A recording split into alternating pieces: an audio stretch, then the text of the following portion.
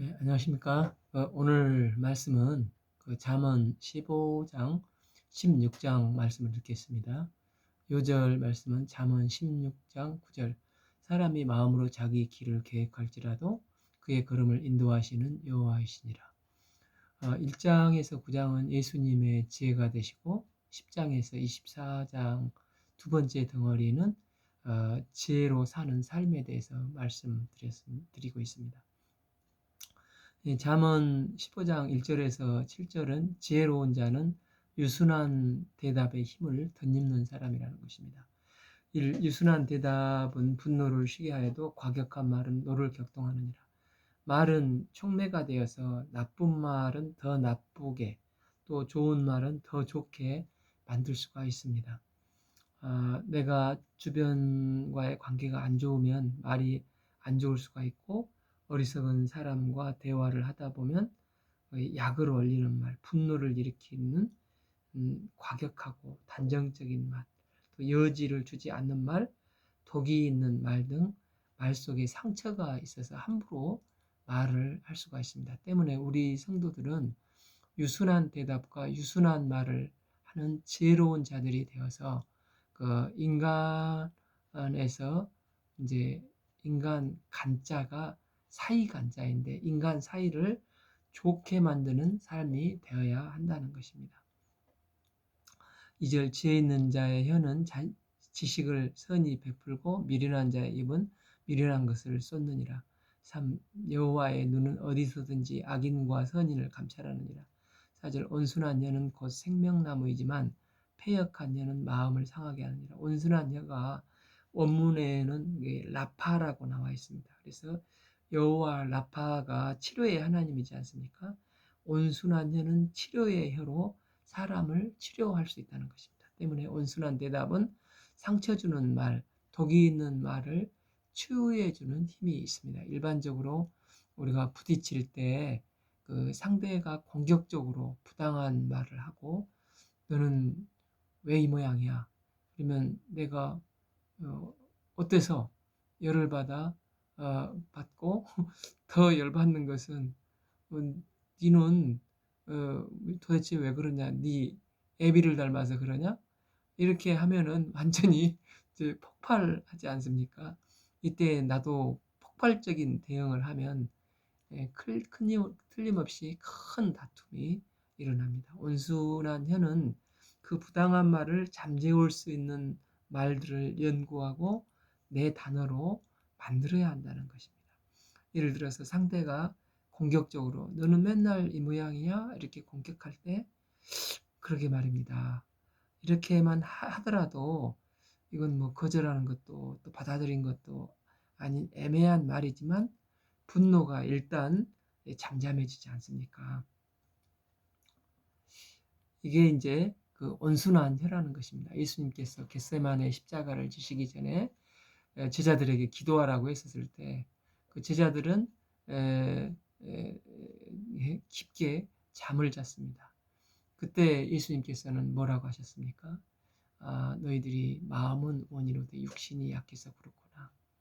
이것을 안희숙 여사 학교 다닐 때 읽은 책에 이름을 봐보면 어, 그럴 수도 있지. 예, 응? 이렇게 말을 하지 않습니까? 그러면서 이제 잠재우는 것입니다. 에, 그럴 수도 있지.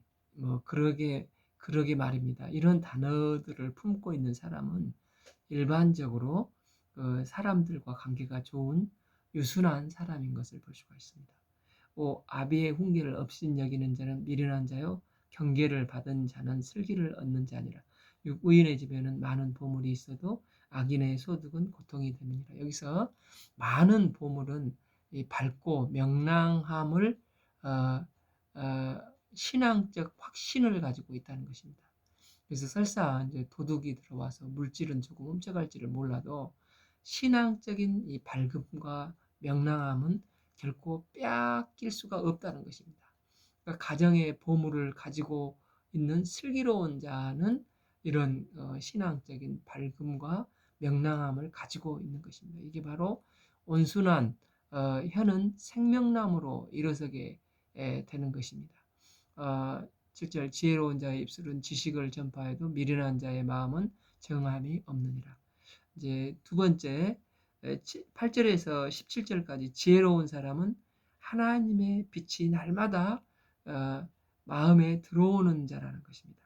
말 속에서 나오기 때문에 마음에 예수님의 빛이 들어가 이제 변화되도록 변화되어야 말도 제대로 이제 나오는 것입니다. 잠언 4장 23절에서 모든 지킬 만한 것보다 더욱 내 마음을 지키라. 생명의 근원이 여기에서 남이라. 마음의 중심에 예수님을 주인으로 모시는 것이 생명력 있는 삶의 비밀이라는 것입니다. 8. 악인의 제사는 여호와께서 미워하셔도 정직한 자의 기도는 그가 기뻐하시느니라. 9. 악인의 길은 여호와께서 미워하셔서 공의를 따라가는 자는 그가 사랑하시느니라. 악인의 제사를 왜 여호와께서 미워하시고 안 받으십니까? 형식은 제사인데 하나님이 들어오실 틈을 주지 않기 때문인 것입니다. 그래서 하나님은 하나님의 중심에 예배를 드린 아벨과 그 제물은 받으셨지만 자기 중심적으로 드린 가인과 그 제물, 즉 그 자기 고집으로 드린 제사는 연락하지 않으셨습니다. 창세기 6장 9절을 보면 노아는 의인이요 당대의 완전한 자라. 그는 하나님과 동행한 자라고 했습니다. 그 의인의 기준이 무엇입니까? 하나님의 절대적인 의의 의가 이제 기준인데 당시 세상을 따라가지 않고 하나님의 절대 의를 따라가는 삶, 즉 말씀을 따라가는 삶이 의인된 삶입니다. 때문에 예배를 드린다는 것은 내 기준의 삶에서 하나님 중심의 삶을 사는 것이라고 할 수가 있습니다. 하나님은 이런 자가 드리는 예배를 기쁨으로 받으시는 분이십니다. 10. 도를 배반하는 자는 엄한 징계를 받을 것이요 견책을 싫어하는 자는 죽을 것이니라. 11. 수월과 아비돈도 여호와 앞에서 드러나거든 하물며 사람의 마음이리요.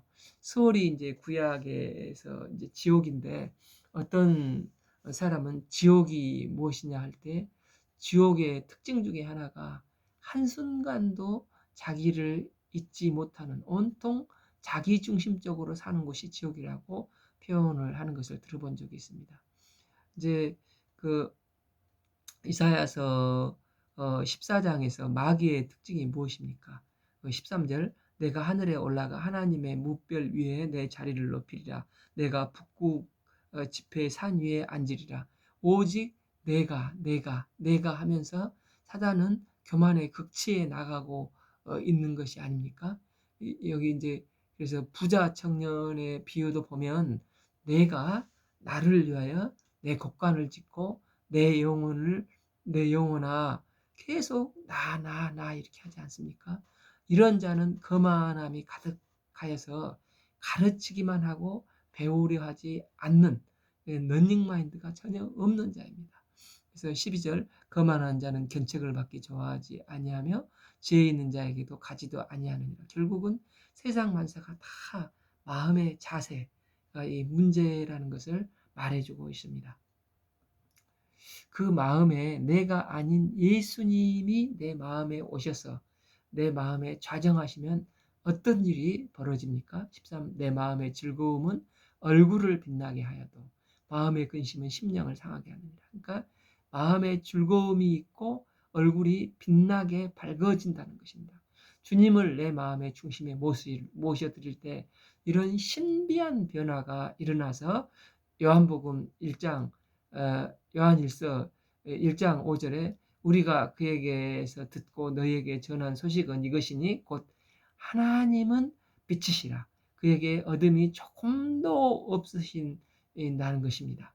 하나님께는 조금도 빛이 없으시기 때문에 이 빛 대신 주님께 나가면 조금도 어둠이 없는 빛의 자녀가 되는 것입니다. 어둠과 혼돈과 공허 속에서 빛이 있으라 하심에 빛이 있었습니다. 그 마음에 주님의 주인이 되시니까 이런 자는 나를 벗어나서 이제 빛 대신 하나님을 바라보고 또 이제 이웃을 바라보기 시작하고 이웃을 불쌍히 여기며 희생하고 이웃 섬기는 즐거움으로 얼굴빛에 빛이 나는 것입니다. 반면 마음의 중심이 여전히 자기가 주인이 된 삶을 사는 사람은 여전히 근심이 있고 심령이 상하게 되고 미련한 것을 즐기는 비참한 삶을 살게 된다는 것입니다. 14. 명철한 자의 마음은 지식을 요구하고 미련한 자의 입은 미련한 것을 즐기느니라. 반면 주님을 주인으로 모시고 사는 자는 비록 15. 고난받는 자는 그날이 다 험악하나 마음이 즐거운 자는 항상 잔치를 하고 찬송을 한다는 것입니다. 다윗이 압둘람 굴에서 환경은 여전히 고난받는 도망자의 위치였습니다. 그러나 주님을 주인으로 모시고 동행하니까 그곳에서 찬송이 흘러나오지 않습니까? 이런 자는 6절 자산이 적어도 여호와를 경외함으로 크게 부하고 번뇌하는 것보다 나으리라 하는 삶을 살아가게 되는 것입니다. 또한 비록 17절 채소를 먹으며 서로 사랑하는 것이 살찐 소를 먹으며 서로 미워하는 것보다 나으니라. 마치 찬송가 가사처럼 높은 산이 거친들이 초막이나 궁궐이나 내 주 예수 모신 곳이 환경에 관계없이 그 어디나 하늘나라가 된다는 것입니다. 때문에 우리 마음에 어둠과 걸림돌이 되는 것을 놔두고 방치하지 말고 조금도 어둠이 없으시고 빛 대신 주님께 나가 빛 대신 주님을 주인으로 모셔드리고 빛의 자녀다운 삶을 살아야 하겠습니다. 우리가 어떤 환경에서도 주님과 연결이 되면 그 마음이 강건해지고 생명의 빛이 임하면 환경에 관계없이 이제 얼굴이 빛나고 항상 잔치하는 것 같고 가산이 적어도 하나님을 경외함으로 마음이 항상 부유하고 채소만 먹어도 은혜와 감사가 충만하며 승리하는 삶을 살게 될 것을 믿습니다. 결국은 예수로 사는 삶은 유순한 말, 빛으로 임하는 마음의 삶인데 그 삶을 선택한 결과가 비교되어서 나옵니다. 18. 분을 쉽게 내는 자는 다툼을 일으켜도 노하기를 더디는 자는 시비를 그치게 하느니라. 분을 쉽게 내는 사람의 표현을 안 하면 그 분을 쉽게 내는 사람 표현을 안 하면 그게 화병이 되고 그걸 표현을 하게 되면 언어 폭력이 되는 것입니다. 이 분노에 대한 처리를 그럼 어떻게 해야 되는 것입니까? 분노는 외부에서 오는 것이 아니라 내 안에 상처나 독등이 내재된 것으로 그것을 어떻게 표현하느냐가 매우 중요한데 1차적으로는 객관화시키는 것이 매우 중요하다는 것입니다.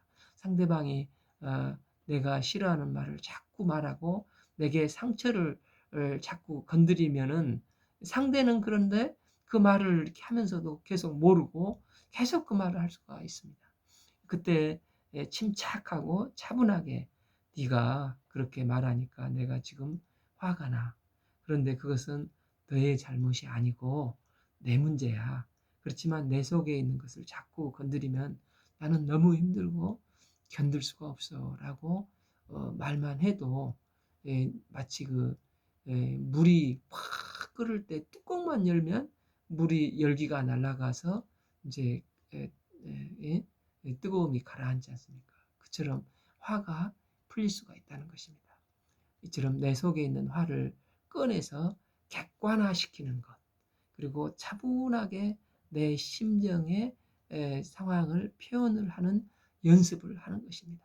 그것보다 더 좋은 방법인 기도입니다. 하나님 앞에 나의 심정을 솔직하게 토로하는 것입니다.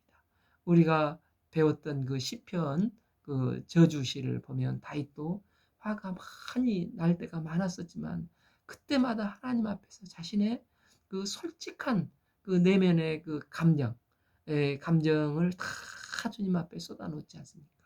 이게 그러는 중에 객관화가 되고 또 하나님께서 그의 심령을 만져주시니까 치료가 되고 회복이 되는 것입니다.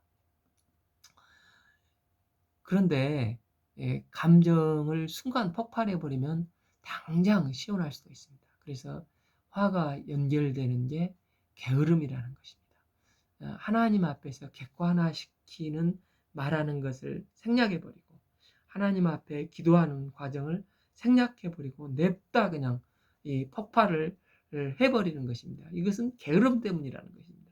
19절 게으른 자의 길은 가시 울타리 같으니 정직한 자의 길은 대론이라. 게으름을 핑계 대는 것입니다. 죄 때문에 내가 화가 난 거고, 죄가 괜히 가만히 있는데 나를 건드린 거야. 이렇게 하면 남 탓을 하면서 밖에 가시 울타리가 있다 하면서 핑계를 대고 게으름을 피우는 것입니다. 20. 지혜로운 이들은 아비를 즐겁게 하여도 미련한 자는 어미를 업신여기느니라. 여기서 아비나 어미가 나오는 것은 권위를 상징하는 걸 할 수가 있는데, 권위를 인정하는 태도가 있을 때 또 이제 분노심을 이길 수가 있고 모든 것들을 극복해 나갈 수가 있습니다. 21. 무지한 자는 미련한 것을 즐거이 하여도 명철한 자는 그 길을 바르게 하느니라. 22. 의논이 없으면 경영이 무너지고 지략이 많으면 경영이 성립되느니라. 잠언의 핵심 주제 중에 하나가 하나님의 절대적인 의, 라이터스니스, 십자가의 의를 말하고 있습니다. 하나님의 공의의 기준을 가지고 개인적으로는 이제 정치적인 페어플레이를 하고 또 내 모든 자산들이나 이 받은 개인적으로 은혜들이 이제 공동체에 유익이 되게 만들고 공동체의 정의, 저스트를 이뤄가는 것입니다. 이 공동체의 자산을 이루기 위해서 뭐가 필요합니까? 공공 자산인 은원이 가능해야 한다는 것입니다. 그래서 은원이 없으면 경영이 무너지고 지략이 많으면 경영이 성립되는 것입니다.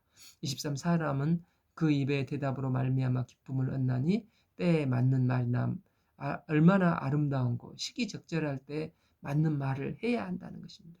시기적절할 때 맞는 말을 못했던 사람이 누가 있습니까? 욥기를 보면 그 친구들의 말 중에 별로 틀린 말은 없는 것 같습니다. 그런데 욥을 더 힘들게 만든 이유가 무엇입니까? 때에 안 맞는 말을 했기 때문입니다. 시기적절한 말은 격려의 말이 되기도 하고 또한 그 위로의 말일 수도 있습니다. 또한 이제 오해가 발생했을 때는 그 마음에 쓴뿌리가 번지지 않도록 찾아가서 사과를 한다든지 또 대화의 타임을 가질 때 매우 중요하지 않습니까? 그래서 이제 시기적절한 타이밍을 정해 주시는 분은 내 마음에 계신 성령님이십니다. 성령님은 해야 할 말을 생각나게 하실 뿐만 아니라 해야 할 때, 지금 말해야 될 때, 나중에 말해야 될 때, 시기적절한 때를 성령께서 알려주시고 조정해 주셔서 이제 그 욥의 친구들과 같은 우를 범하지 않게 만들어주는 것입니다. 24. 지혜로운 자는 위로 항상 생명길로 말미암으로 그 아래에 있는 수호를 떠나게 되느니라. 사실 이렇게 번역하면 본문의 의도에 맞을 수가 있습니다. 생명의 길은 지혜로운 자를 위하여 위로 향하는 것으로 하나님을 경외하고 그 뜻을 행하려 하는 자들은 위로 인도함을 받게 된다는 것입니다. 우리의 삶의 목적이 하나님의 영광과 하나님 아버지의 자녀됨을 목표로 세워간다면 결코 우리는 실패하거나 넘어지지 않을 것을 말씀하고 있습니다. 25. 여호와는 교만한 자의 집을 허시며 과부의 지게를 정하시느니라. 26. 악한 꾀는 여호와께서 미워하시나 선한 말은 정결케 하느니라. 27. 이익을 탐하는 자는 자기 집을 해롭게 하나 뇌물을 싫어하는 자는 살게 되느니라. 우리가 이제 불의의 재물에 묶이게 되면 사회적으로 리더십을 발휘할 수가 없게 되는데 굉장한 장애를 갖게 되는 것입니다. 지금은 조금 불편하고 부족해도 진리와 진실에 거할 때 시간이 갈수록 리더십을 발휘할 수 있게 되고 우리는 건강한 가능성 있는 삶을 살게 되는 것입니다. 28절 의인의 마음은 대답할 말을 깊게 생각하여도 악인의 입은 악을 쏟느니라. 29 여호와는 악을 멀리하고 의인의 기도를 들으시느니라. 30절 눈이 밝은 것은 마음을 기쁘게 하고 좋은 기별은 뼈를 윤택하게 하느니라. 31절 생명의 경계를 두는 귀는 지혜로운 가운데 있느니라. 32 훈계 받기를 싫어하는 자는 자기 영혼을 경히 여김이라. 견책을 달게 받는 자는 지식을 얻느니라. 33 여호와를 경외하는 것은 지혜의 훈계라. 겸손은 존귀의 길잡이니라. 존귀한 삶을 살기를 원하십니까? 그러면 겸손해야 하는 것입니다. 어거스틴이 말했듯이 우리는 첫째도 겸손, 둘째도 겸손, 셋째도 겸손해야 하는 것입니다. 우리가 겸손하고 오직 예수님을 마음의 주인으로 모시고 나갈 때 존귀의 길을 잡아 나가는 삶을 살 수가 있습니다. 잠언 16장은 하나님이 중심이 되어 하나님께 맡기고 살라는 것입니다. 많은 사람들이 잠언에서 가장 좋아하는 장이 이제 이 16장이라고 합니다. 31장의 잠언 중에 중심이 이제 16장인데 내용도 하나님 중심이 된다는 것입니다. 그 중에 1절에서 이제 9절까지가 핵심인데 매 절마다 여호와가 나옵니다. 원래 잠언은 지혜를 말씀하기에 하나님이 잘 안 나오는데 1절에서 9절은 여호와가 이 8절만 빼놓고 나옵니다. 8절은 공의가 나오는데 공의가 여호와 하나님의 공의가 아닙니까? 그래서 이 공의까지도 하나님으로 하면 9절까지 다 하나 중심의 하나님이 나오시는 것입니다. 이 핵심이 1절에서 9절까지고 나머지 뒷부분은 개인적인 적용이 되어 나옵니다. 마음의 경영은 사람에게 있어도 말의 응답은 여호와께로 나오니라. 경영이 히브리어로는 복수형으로 되어 있는데 이는 사람들 마음에 많은 생각과 계획을 가지고 있음을 알 수가 있습니다. 그런데 세상은 내 계획대로 되는 게 아니라 하나님의 응답으로 되는 것이니 하나님 중심으로 살아야 한다는 것입니다.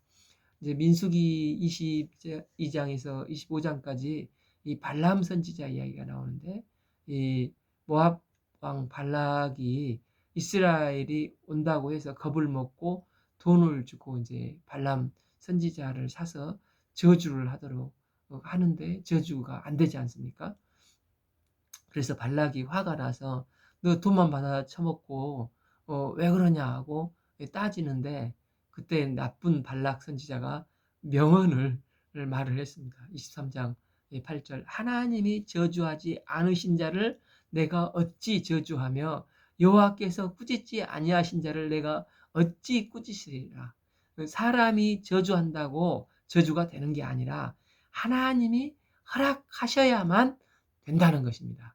그 아브라함에게도 너를 축복하는 자를 내가 네 말대로 축복을 해주고 너를 저주하는 자에게는 네가 저주를 받는 게 아니라 저주 말을 한 사람에게 저주를 한다고 창세기 12장에서 말씀하셨지 않습니까?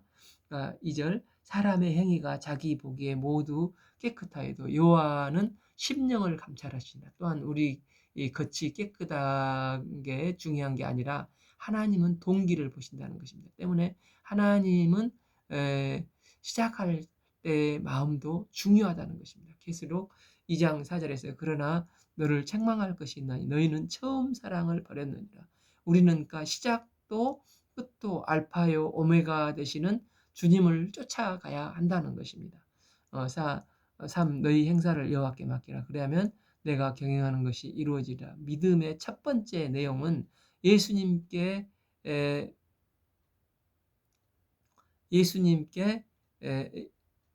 이 종을 위해서 십자가에 못 박혀 죽으시고 내 죄를 위해서 죽으시고 그 피공로로 인해서 나는 은혜로 구원받는 것입니다.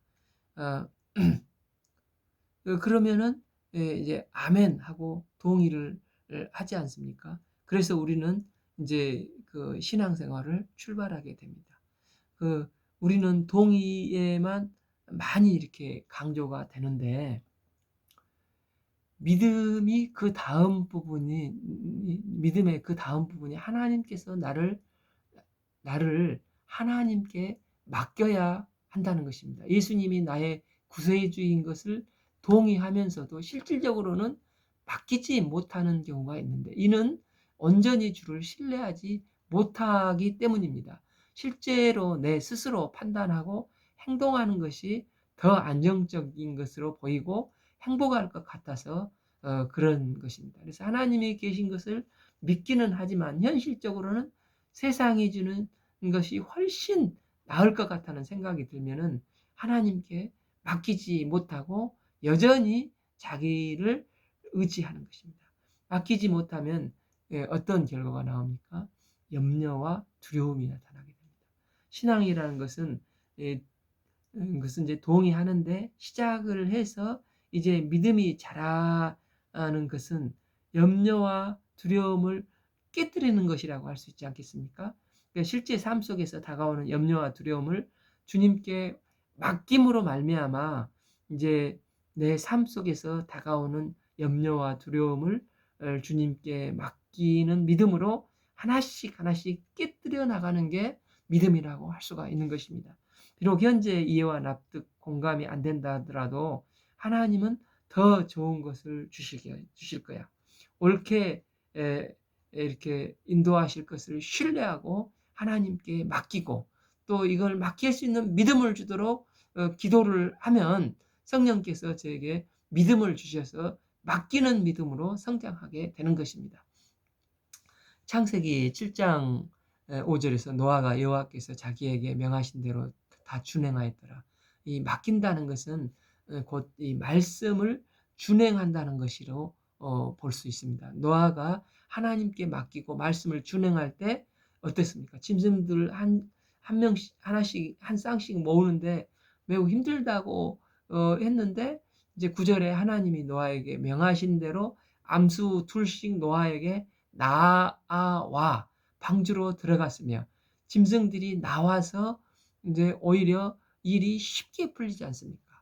그리고 하나님께 맡길 때 이제 배처럼 되지 않고 마치 그 박스처럼 배가 되었는데 나중에 이해가 되는 것입니다.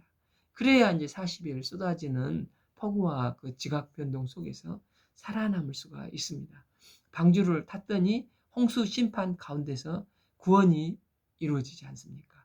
때문에 참 너의 행사를 여호와께 맡기고 말씀을 준행하면 내가 경영하는 것이 다 이루어진다는 것입니다. 4절 여호와께서 온갖 것을 그 쓰임에 적당하게 지으셨나니 악인도 악한 날에 적당하게 하셨느니라. 우리는 자칫 사람을 쓸모 용도로 보기 때문에 악인을 쓸 때가 있을까? 악인은 쓸 데가 없다고 생각합니다. 나를 기준으로 선악과를 판단하는 것입니다. 제3자가 보면은 이게 얼마나 웃긴 것인가를 볼 수가 있는데 자기 중심적인 마음으로 보니까 다른 것을 못 보는 것입니다. 그런데 요셉의 형들이 그들이 없었으면 어떻게 그가 애굽에 갈 수가 있었으며 갈 수가 있었겠습니까? 하나님께서는 그들을 악하게 만드셨다는 것이 아니라 그들이 악함을 사용하셔서 합력하여 선을 이루시는 분이시라는 것입니다. 나를 중심으로가 아니라 하나님 중심으로 바라보니까 이제 창세기 50장 20절에서 요셉은 당신들은 나를 헤아려 하였으나 하나님은 그것을 선으로 바꾸사 오늘과 같이 많은 백성의 생명을 구원하려 하셨나니. 그러니까 하나님께서 이 악한 생각을 합력하여 선을 이루셔서 이제 결국은 선을 이루시고 생명을 구원하는 생명을 보존하는 역사를 이루신 것입니다. 하나님 앞에는 쓸모없는 게 없다는 것입니다. 이처럼 하나님 중심이 되면 맡기기만 하면 되는 것입니다. 무릇 마음과 교만한 자를 여호와께서 미워하시나니 피차 손을 잡을지라도 벌을 면하지 못하리라. 인자와 진리로 인하여 죄악이 속하게 되고 여호와의 경외함으로 말미암아 악에서 떠나게 되니라. 우리가 온 마음 다해 구제하고 전도하고 양육하고 선교하면 이렇게 이제 헌신하다 보면은 죄를 짓는데 옛날에는 참 유혹이 돼서 그 죄를 짓지 않고자 막 그런데 이제 주님께 헌신하게 되면 죄를 짓고 싶은 흥미가 사라져 버리는 것입니다. 왜냐하면 더 즐겁고 더 기쁜 주님을 따르는 게 이렇게 기쁜데 그럴 흥미가 이제 죄 짓는데 흥미가 사라져 버리는 것입니다. 제가 이제 대학교 다닐 때 2학년 때 같이 방을 썼던 선배님이 지금은 선교사로 계시는데 원래 이분은 담배 골초였습니다. 그런데 예수님을 믿고 어느 날 담배를 뚝 끊어버렸습니다. 그분이 이제 말하기를 이렇게 좋은 예수님을 맛을 봤는데 이제 담배와 술을 끊어서 끊는 게 아니라 자연스럽게 그게 싫어진다는 것입니다. 흥미를 잃어버리는 것입니다. 그래서 아무리 트럭째 술 담배를 갖다 줘도 그건 냄새 맡기도 싫다고 흥미를 잃어버린다고 그렇게 말씀하는 것을 들었습니다. 이처럼 이기는 신앙생활을 하게 되면 원수가 아무것도 아니고 나중에는 원수와 화목하게 된다는 것입니다. 실제 사람의 행위가 여호와를 기쁘게 하며 그 사람의 원수라도 그와 더불어 화목하게 됩니다. 원수와 화목하게 하기 위해서 선물을 갖다 주고 뭐 그 앞에서 억지로 웃고 다닐 필요가 없이 여호와를 잘 경외하고 주께 맡기고 기도하면 된다는 것입니다. 창세기 26장에서 이삭은 우물을 파면 계속 블레셋 사람들이 쫓아다니면서 빼앗아 갔습니다. 그때마다 그 이삭은 양보를 하고, 그런데 원주민들이 볼 때 이삭이 다시 우물을 파기만 하면 물이 콸콸콸 솟아나온 것을 보면서 어느 순간부터 두려움을 느끼게 되어서 이제 나중에는 그들의 왕인 아비멜렉과 군대 장관이 와서 평화 조약을 체결하자고 하는 것입니다. 창세기 26장 28절 여호와께서 너와 함께 계심을 우리가 분명히 보았으므로 우리 사이 곧 우리와 너 사이에 맹세하여 너와 계약을 맺자. 하나님이 함께하면 이삭의 원수까지도 화해를 하게 되는 것입니다. 8. 적은 소득의 공의를 겸하여 많은 소득이 불의를 겸하여 보는 것보다 나으니라.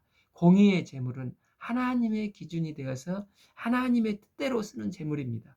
불의의 재물은 내 것 하는 재물인데 불의의 재물보다 적은 소득의 공의의 재물이 훨씬 낫다는 것입니다.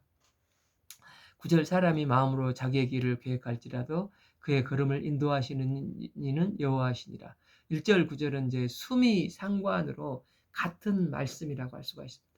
오늘도 우리 길을 인도하시는 분은 여호와 하나님이십니다. 설사 우리가 사망의 음침한 골짜기를 거닐지라도 여호와께서는 지팡이와 막대기로 우리를 안전하게 보호하시고 인도하시는 분이 바로 여호와 하나님이십니다. 하나님은 우리 인생길을 가장 잘 아시고 가장 안전하게 인도하시는 영적인 내비게이션이 됩니다. 그렇기 때문에 하나님께 맡기기만 하면 이 내비게이션을 따라가기만 하면 우리는 천국까지 직행을 할 수가 있습니다. 그 다음은 이제 적용인데 10절 하나님의 말씀이 왕의 입술에 있는즉 재판할 때 그 입이 그르치지 아니하니라. 이 땅을 살아갈 때 공적인 부분에서 하나님의 중심이 되는 삶을 살라는 것입니다. 왕이나 공무원들, 공직자들은 하나님의 기준을 가지고 재판을 공정하게 행하고 공동체는 정의를 구원해야 한다는 것입니다. 11절 공평한 저울과 접시 저울은 여호와의 것이요 주머니 속에 저울추도 다 그가 지으신 것이니라. 그러니까 상도를 잘 지키고 나에게 유리하게 저울추의 기준을 바꾸지 말라는 것입니다. 그러니까 힘을 갖게 되면 편 나누기나 이 편가르기를 하지 말라는 것입니다. 하나님 앞에서는 다 같은 하나님의 형상을 닮은 인간이 아닙니까?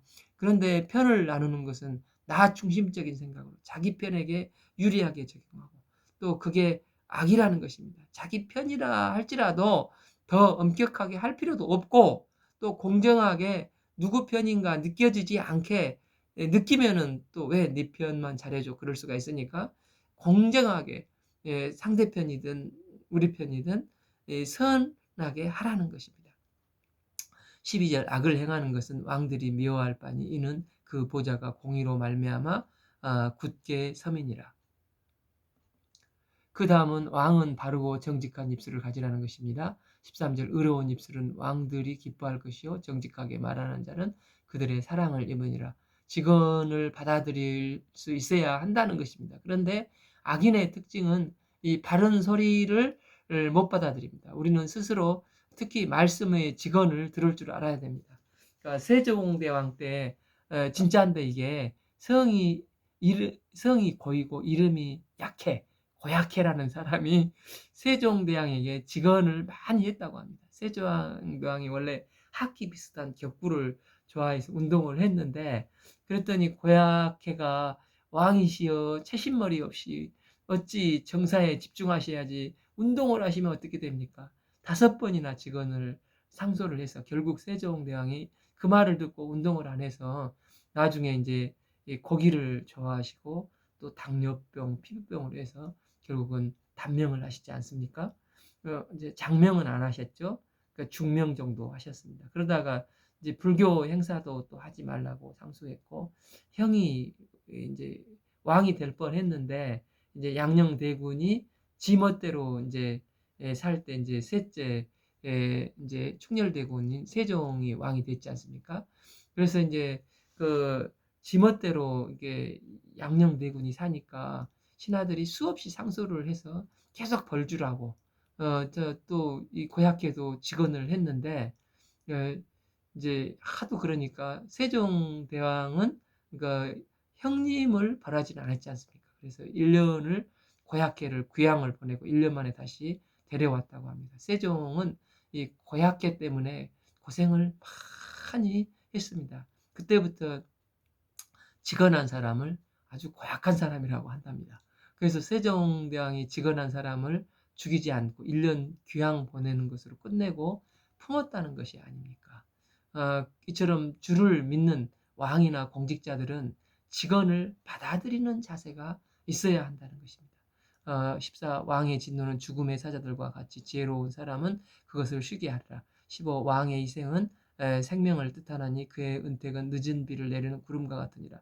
16절부터 마지막까지는 개인적인 경건입니다. 16. 지혜를 얻는 것이 금을 얻는 것보다 얼마나 나은고 명철을 얻는 것이 은을 얻는 것보다 더욱 나으니라. 금이나 은은 구매력을 할 수가 말하는데 좋은 차, 좋은 집, 또 신상을 살 수 있는 능력을 말합니다. 마태복음 6장에서 하나님과 재물을 겸하여 섬길 수 없다고 하셨는데도 돈에도 이제 전능성이 있어서 돈이 있으면 안 되는 것이 없다 생각하고 거기에서 나온 게 이제 갑질 문화로 돈 있으면 다 된다. 세상은 이렇게 생각을 하지 않습니까? 돈을 가장 많이 벌었던 회장님 사무실에 액자에 공술의 공수거가 써져 있다고 합니다. 때문에 성도들은 금, 은에 휘둘리지 말고 하나님 앞에서 말씀을 앞세워 사는 복된 삶이 되어야 한다는 것입니다. 17. 악을 떠나는 것은 정직한 사람 대로 아니 자기 길을 지키는 자니 자기 지키는 자는 자기의 영혼을 보전하니라. 18. 교만은 패망의 선봉이요 거만한 마음은 넘어짐의 앞잡이니라. 개인 경건의 말이 중요합니다. 19. 겸손한 자와 함께하며 마음을 낮추는 것이 교만한 자와 함께하여 탈취물을 나누는 것보다 나으리라. 20. 삼가 말씀을 주의하는 자는 좋은 것을 얻으니 여호와를 의지하는 자는 복이 있느니라. 21. 마음이 지혜로운 자는 명철하다. 일컬음을 받아 선한 자는 남의 악식을 더하게 하느니라. 22. 명철한 자에게는 그 명철이 생명의 샘이 되거니와 미련한 자에게는 그 미련한 것이 징계가 되느니라. 23. 지혜로운 자의 마음은 그의 입술을 슬기롭게 하고 그의 입술에 지식을 더하느니라. 24. 선한 말은 꿀송이 같아서 마음에 달고 뼈에 양약이 되느니라. 25. 어떤 길은 사람이 보기에 바르나 필경은 사망의 길이니라. 그러므로 내 마음 중심에 예수님을 주인으로 모시고 살아야 한다는 것입니다. 이때 주님께서 나를 온전히 적용시켜 주시고 인도해 주실 것입니다. 26. 고되게 일하는 자는 식욕으로 말미암아 애쓰나니 이는 그의 입이 자기를 독촉함이니라. 27. 불량한 자는 악을 꾀하나 그 입술에는 맹렬한 불 같은 것이 있느니라. 28. 패역한 자는 다툼을 일으키고 말쟁이는 친한 벗을 이간하느니라. 29. 강포한 사람은 그 이웃을 꾀어 좋지 아니한 일로 인도하느니라. 30. 눈짓을 하는 자는 패역한 일을 도모하며 입술을 닫는 자는 악한 일을 이루느니라. 31. 백발은 영화의 면류관이라 공의로운 길에서 얻으리라. 32. 노하기를 더디하는 자는 용사보다 낫다고 자기 마음을 다스리는 자는 성을 빼앗는 자보다 나으니라. 33. 제비는 사람이 뽑으나 모든 일을 작정하시는 이는 여호와께 있느니라. 아멘. 오늘 말씀은 잠언 15장 16장을 읽겠습니다. 감사합니다.